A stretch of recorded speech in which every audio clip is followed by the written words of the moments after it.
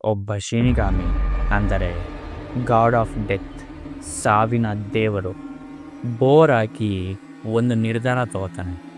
ಆ ನಿರ್ಧಾರ ಇಡೀ ಮಾನವ ಪ್ರಪಂಚನೇ ನಡುಗಿಸ್ಬಿಡುತ್ತೆ. Welcome to anime lover Kannada. ಇವತ್ತು ನಾನು ಮಾತಾಡ್ತಿರೋದು ಎಲ್ಲವನ್ನ ಶುರು ಮಾಡಿದವನ ಬಗ್ಗೆ, ಅಂದರೆ ರಿಯುಕ್ ನಬು. ಮೊದಲಿಗೆ ರಿಯುಕ್ ಯಾರು ಅಂತ ತಿಳ್ಕೊಳ್ಳೋಣ. ರಿಯುಕ್ ಒಬ್ಬ ಶಿನಿಗಾನ್, ಅಂದರೆ ಸಾವಿನ ದೇವರು, ಗಾಡ್ ಆಫ್ ಡೆತ್. ಅವನಿರೋ ರೆಲ್ ಬಂದ್ಬಿಟ್ಟು ಶಿನಿಗಾಮಿ ರೆಲ್. ಶಿನಿಗಾಮಿ ಪ್ರಪಂಚದಲ್ಲಿ ಅವನಿರ್ತಾನೆ. ಶಿನಿಗಾಮಿ ಪ್ರಪಂಚ ಒಂದು ತುಂಬ ಬೋರಿಂಗ್ ಮತ್ತು ಕತ್ತಲು ತುಂಬಿಕೊಂಡಿರುವ ಪ್ರಪಂಚ. ಆ ಪ್ರಪಂಚದಲ್ಲಿ ಶಿನಿಗಾಮಿಗಳು ಡೆತ್ ನೋಟ್ನ ಸಹಾಯದಿಂದ ಮನುಷ್ಯರ ಆತ್ಮವನ್ನು ಬಂಧಿಸ್ತಾ ಬರ್ತಿರ್ತಾರೆ. ಆ ಶಿನಿಗಾಮಿ ರೆಲ್ನಲ್ಲಿ ರಿಯುಕ್ ಅನ್ನೋ ಶಿನಿಗಾಮಿಗೆ ತುಂಬ ಬೋರ್ ಆಗ್ತಾ ಇರುತ್ತೆ. ನಮ್ಮ ಪ್ರಪಂಚದಲ್ಲಿ ಮನುಷ್ಯರು ಹೇಗೆ ಸಾಯ್ತಾರೆ ಅನ್ನೋದೇ ನಮಗೆ ಮನೋರಂಜನೆ. ಅದಕ್ಕೆ ಅವನ ಹತ್ರ ಇರೋ ಒಂದು ಡೆತ್ ನೋಟ್ನ ಮನುಷ್ಯರ ಪ್ರಪಂಚಕ್ಕೆ, ಅಂದರೆ ನಮ್ಮ ಪ್ರಪಂಚಕ್ಕೆ ಡೆತ್ ನೋಟ್ನ ಬೀಳಿಸ್ತಾನೆ ಮನೋರಂಜನೆಗೋಸ್ಕರ. ಅವನಿಗೆ ಬೋರ್ ಆಯಿತು ಅನ್ನೋ ಕಾರಣಕ್ಕೆ ಅವನ ಹತ್ರ ಇರೋ ಡೆತ್ ನೋಟ್ನ ಮಾನವ ಪ್ರಪಂಚಕ್ಕೆ ಏನಕ್ಕೆ ಆಗ್ತಾ ಅಂತ ತಿಳ್ಕೊಳ್ಳೋಣ. ರಿಯುಕ್ಗೆ ಬೋರ್ ಆಗಿರೋದೇ ಮುಖ್ಯ ಕಾರಣ. ಅವನ ಹತ್ರ ಇರುವ ಒಂದು ಡೆತ್ ನೋಟ್ನ ಮಾನವ ಪ್ರಪಂಚಕ್ಕೆ ಬೀಳಿಸಿ ಭೂಮಿಯಲ್ಲಿರೋ ಮನುಷ್ಯ ಆ ಡೆತ್ ನೋಟ್ನ ಬಳಸಿ ಎಂತೆಂಥ ಕಷ್ಟಕರವಾದ ಸಿಚುವೇಶನ್ನಲ್ಲಿ ಸಿಲುಕ್ತಾನೆ, ಅವನು ಪಡುವ ಕಷ್ಟಗಳನ್ನು ನೋಡಕ್ಕೆ ಬಯಸಿದ್ದ. ಆ ಡೆತ್ ನೋಟ್ ಮುಂದೆ ಲೈಟ್ ಯಾಗಮಿ ಅನ್ನೋ ವಿದ್ಯಾರ್ಥಿಗೆ ಸಿಗುತ್ತೆ. ಅವನು ಅದನ್ನು ಬಳಸಿ ಮುಂದೆ ಕಿರಾ ಆಗ್ತಾನೆ.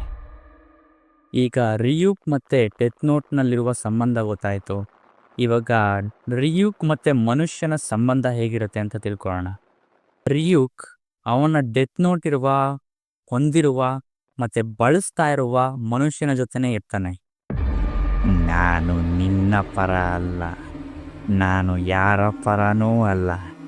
ನೀನು ಯಶಸ್ಸಾದರೂ ಅಥವಾ ನಾಶ ಆದರೂ ನನಗೆ ಅದು ಮನೋರಂಜನೆ ಅಷ್ಟೇ.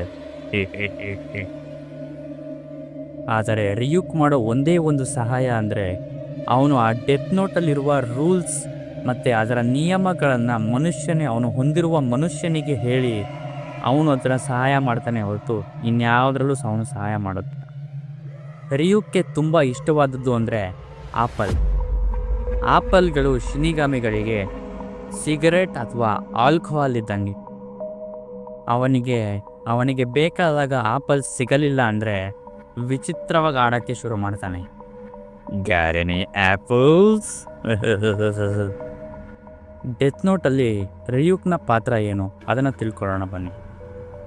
ರಿಯುಕ್ ಡೆತ್ ನೋಟ್ನ ಆರಂಭ ಕೂಡ ಅಂತ್ಯ ಕೂಡ.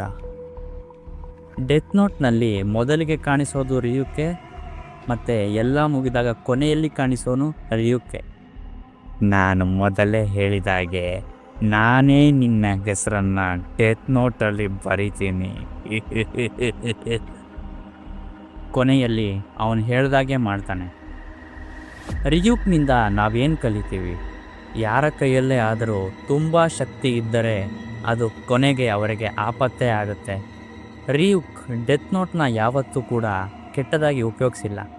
ಅವನ ಮನೋರಂಜನೆಗೋಸ್ಕರ ಮನುಷ್ಯನ ಕೈಯಲ್ಲೇ ಕೊಟ್ಟು ಅವನೇ ಈ ಡೆತ್ ನೋಟಿಂದ ಯೂಸ್ ಮಾಡಿಕೊಂಡು ಏನು ಮಾಡ್ತಾನೆ ಅಂತ ನೋಡಿ ಸಂತೋಷ ಮತ್ತು ಮನೋರಂಜನೆ ತಗೊಳ್ಳೋಕ್ಕೆ ಈ ಬುಟ್ನ ಮನುಷ್ಯರ ಪ್ರಪಂಚಕ್ಕೆ ಬಿಟ್ಟಿದ್ದ. ಅವನ ಆ ಒಂದು ಗುಣನೇ ಎಲ್ಲರಲ್ಲೂ ಭಯ ಹುಟ್ಟಿಸುತ್ತೆ. ಅವನು ನ್ಯಾಯ, ನೀತಿ ಮತ್ತು ಕ್ರೂರತ್ವದ ಬಗ್ಗೆ ತಲೆನೇ ಕೆಡಿಸ್ಕೊಳ್ಳೋದಿಲ್ಲ. ಅವನಿಗೆ ಬೇಕಾಗಿರೋದು ಮನೋರಂಜನೆ ಅಷ್ಟೇ. ಸೊ ಅವನೇ ರಿಯುಕ್, ಶಿನಿಗಾಮಿಗಳಲ್ಲೇ ಅತ್ಯಂತ ವಿಚಿತ್ರ ಮತ್ತು ಚಿಲ್ ಮಾಡುವಂಥ ತುಂಬ ಮನೋರಂಜನೆ ಬಯಸುವಂತಹ ಶಿನಿಗಾಮಿ. ರಿಯುಕ್ನ ಬಗ್ಗೆ ನಿಮ್ಮ ಕ್ವಶನ್ ಮತ್ತು ನಿಮ್ಮ ಅನಿಸಿಕೆ ಬಗ್ಗೆ ಏನೇ ಇದ್ದರೂ ಕೆಳಗಡೆ ಕಮೆಂಟ್ ಮಾಡಿ. ರಿಯುಕ್ನಿಂದ ನಿಮಗೆ ಈ ಡೆತ್ ಬುಕ್ ಸಿಕ್ಕಿದ್ರೆ ನೀವ್ಯಾರ ಹೆಸರು ಬರೀತೀರಾ? ಮತ್ತು ರಿಯುಕ್ಗೆ ಮೊದಲಿಗೆ ಏನು ಹೇಳೋಕ್ಕೆ ಇಷ್ಟಪಡ್ತೀರಾ ಅಂತ ಕೆಳಗಡೆ ಕಾಮೆಂಟ್ ಮಾಡಿ.